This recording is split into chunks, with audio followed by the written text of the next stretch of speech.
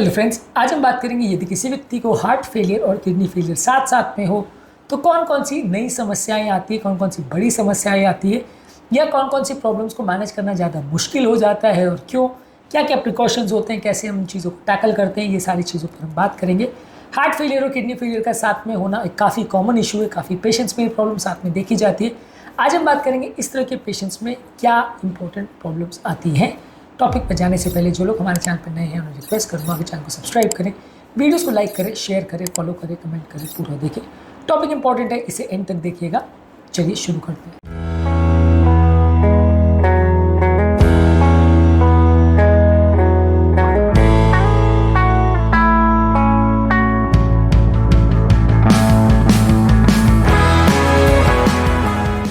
Basically अगर and stage heart disease है और एंड स्टेज किडनी डिजीज़ है तो हार्ट और किडनी का आपस में इंटरेक्शन होता है।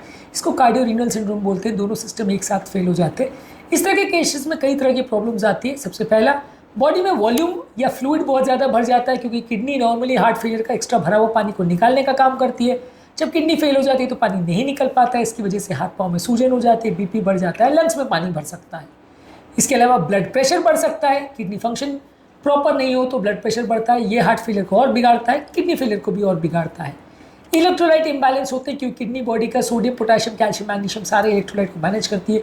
जब ये इलेक्ट्रोलाइट्स में गड़बड़ होती है तो हार्ट पर और ज़्यादा बुरा प्रभाव पड़ता है और हार्ट बंद भी पड़ सकता है। इसके अलावा खून की कमी हो जाती है। किडनी नॉर्मली एरिथ्रोपोइटिन हार्मोन बनाती है, जो कि हीमोग्लोबिन लो अगर हो तो उसको मैनेज करती है। जब एरिथ्रोपोइटिन की कमी हो जाती है तो बहुत ज़्यादा कमज़ोरी, सुस्ती और हार्ट फंक्शन वीक हो जाने का प्रॉब्लम होता है। इसके अलावा किडनी फेलियर वाले पेशेंट्स में हड्डियां कमज़ोर हो जाती है, बॉडी के कैल्शियम और फॉस्फोरस बैलेंस की गड़बड़ होने की वजह से। इसकी वजह से हड्डियां और वीक हो जाती है, फ्रैक्चर होने का चांस बढ़ जाता है और हृदय की नलियों में कैल्शियम जमा होने का प्रॉब्लम यानी आर्टीरियल कैल्सिफिकेशन ज़्यादा होता है। इसके अलावा बॉडी में एसिड कंटेंट बढ़ जाता है, क्योंकि किडनी बॉडी का एसिड कंटेंट निकालती है। मेटाबॉलिक एसिडोसिस होता है, जिसकी वजह से हार्ट पर भी प्रभाव पड़ता है, किडनी पर भी प्रभाव पड़ता है और मसल टिश्यू में भी डैमेज होता है।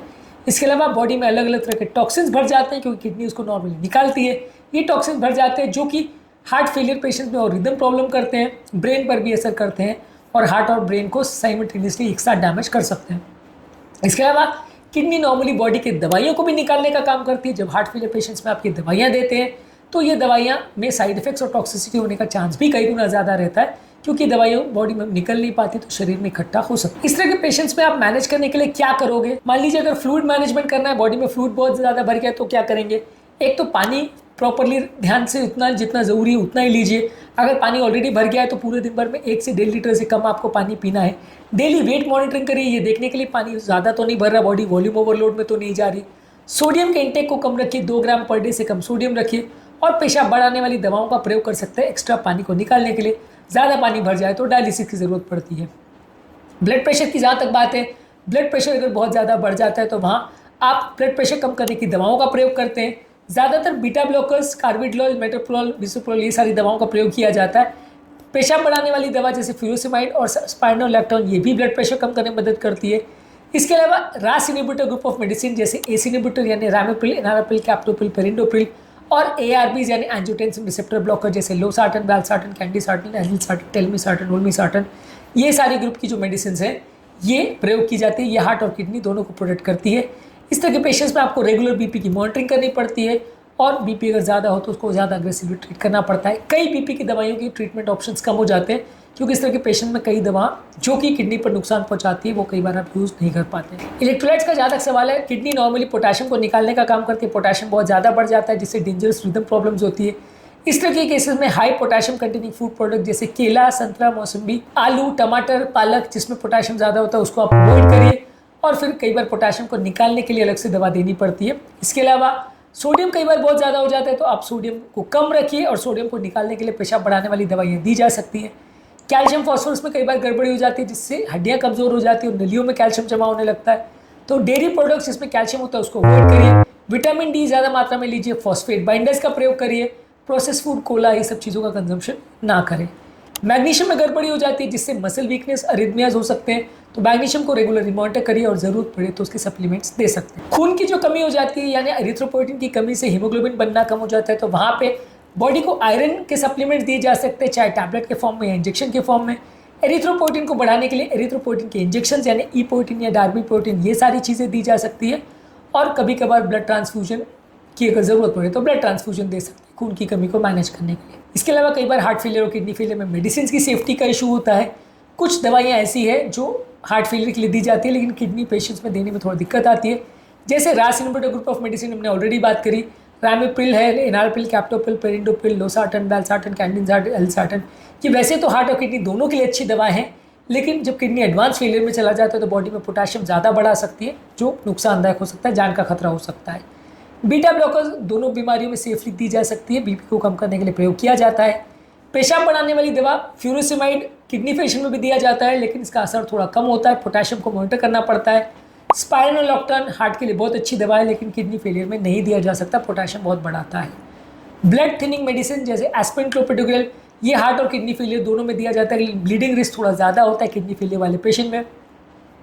कोलेस्ट्रॉल कम करने वाली दवा अटोरवास्टैटिन, रोजुवास्टैटिन ये भी दिया जाता है दोनों हार्ट और किडनी फेलियर में, लेकिन किडनी फेलियर में इससे भी थोड़ा मसल डैमेज होने का या टॉक्सिसिटी होने का रिस्क ज़्यादा रहे। इसके अलावा कई दवाइयाँ जैसे मेटफॉर्मिन, डिजॉक्सिन, कॉन्ट्रास्ट एजेंट्स जो कि हार्ट के पेशेंट्स में अक्सर यूज़ की जाती है वो किडनी पेशेंट में यूजली ना यूज़ करें तो ज़्यादा अच्छा है। इसके अलावा अगर डायलिसिस की जहाँ ज़रूरत पड़ती है वहाँ आपको थोड़ा स्लो डायलिसिस करना पड़ता है ताकि बीपी में बहुत ज़्यादा शिफ्ट नहीं हो।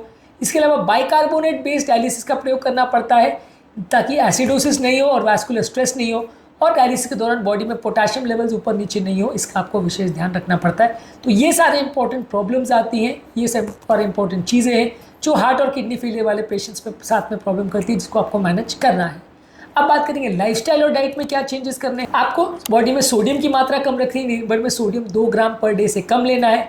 फॉस्फोरस कम लेना है जो कि डेयरी प्रोडक्ट्स, प्रोसेस फूड्स और कोला में रहता है, इसको कम रखिए। प्रोटीन का इंटेक को 0.6 to 0.8 किलोग्राम्स पर केजी पर डे रखें, यानी कि अगर 60 किलो का व्यक्ति है तो मैक्सिमम आप उसमें 36 से 48 ग्राम प्रोटीन दिन भर में लीजिए। नॉर्मल व्यक्ति में 1 ग्राम पर केजी बॉडी वेट होता है, यानी 60 किलो के व्यक्ति में हम 60 ग्राम लेते हैं, यहाँ पे हम थोड़ा कम लेते हैं। हेल्दी फैट जैसे ऑलिव ऑयल, नट्स और सीड्स ज़्यादा लीजिए। फाइबर कंटेंट जैसे होल ग्रेन्स, लेग्यूम्स और फल ये सब ज़्यादा लीजिए, ये कोलेस्ट्रॉल लेवल्स को लो करते हैं। फाइनली समराइज करेंगे कौन कौन से प्रिकॉशंस आपको लेने की ज़रूरत है। फ्लूइड बैलेंस में बॉडी में पानी भरने का इशू ज़्यादा होता है तो पानी की इंटेक को कम रखिए और पेशाब बढ़ाने वाली दवाओं का प्रयोग कर सकते हैं।